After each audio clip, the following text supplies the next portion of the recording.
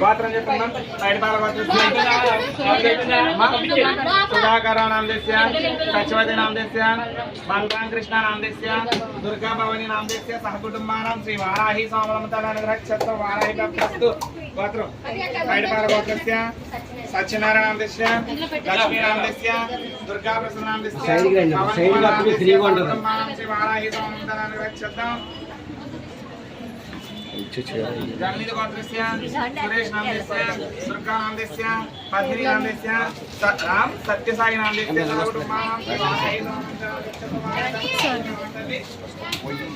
యాండి అట్లా వెళ్ళకూడదండి లైన్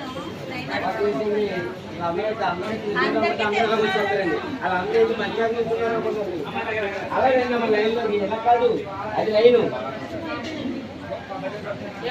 పంతులు గారండి ఎవరైనా ఎవరు చెప్పలేదు. ఇంకా పంతులకు సంబంధం లేదు కదా, జనం లైన్లో రండి. దేవుడి గుడికి నుంచున్న వాళ్ళంతా బజార్ నుంచున్నట్టున్నారు. మీ గురించి తెలిపే బయట తీసుకోవాలి. గుడిగా కదమ్మా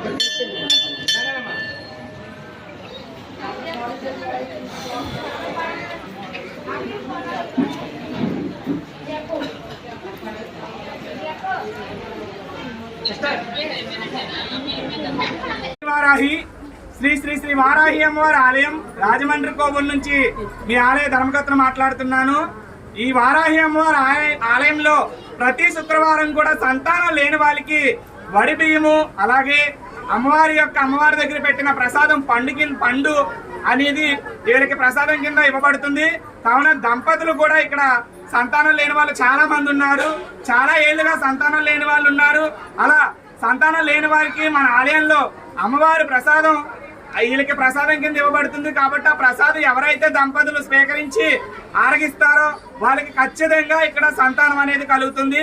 కాబట్టి ప్రతి ఒక్కరు కూడా సంతానం లేని వాళ్ళు ఎవరైనా సరే అమ్మవారి ఆలయానికి వచ్చి ప్రతి శుక్రవారం కూడా ఇక్కడ పండు అలాగే వడిబియ్యం ఇస్తారు. కాబట్టి పండు వడిబియ్యం తీసుకొని దంపతులు స్వీకరించిన మరుక్షణం కూడా వాళ్ళకి సంతానం కలుగుద్దనే భక్తుల విశ్వాసం.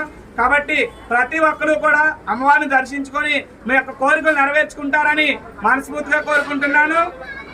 పేరు చెప్పమ్మా.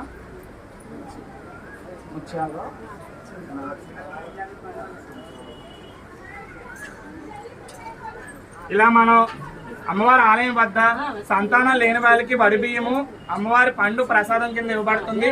ఖచ్చితంగా ఈ వడి బియ్యము అలాగే అమ్మవారి పండు తిన్నవారికి ఖచ్చితంగా సంతానం కలుగుతుంది. కాబట్టి ప్రతి ఒక్కరు కూడా అమ్మవారిని దర్శించుకొని